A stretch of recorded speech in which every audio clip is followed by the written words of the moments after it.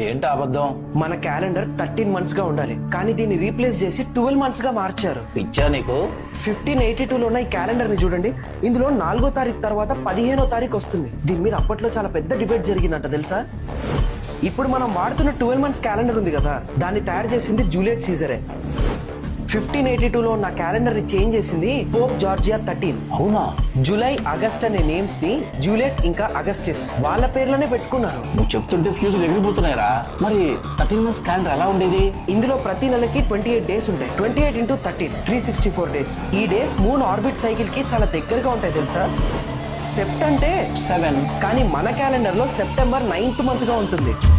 Act అంటే 8. మన calendar లో అక్టోబర్ 10th మంత్ గా ఉంటుంది. మరి 13 మంత్స్ క్యాలెండర్ ఎందుకు మాయమైపోయింది? అసలు ఏం జరిగింది? మన ముందు జనరేషన్స్ కి తెలిసిన విషయాలు మన నుంచి దాచుంచడానికేమో. ఇప్పటికీ ఏదైనా దేశంలో ఈ 13 మంత్స్ క్యాలెండర్ వాడుతున్నారా? ఇథోపియా ఇక్కడ ఇంకా 2017 నడుస్తుంది తెలుసా. 2017? మనకి కోవిడ్ 2020లో వచ్చింది. అప్పుడు ఇక్కడ 2012 నడుస్తుంది. అంటే 2012 లో ప్రపంచం అంతమైపోతుంది అన్నారు కదా, అప్పుడు ఈ దేశంలో 2012 నడుస్తుంది.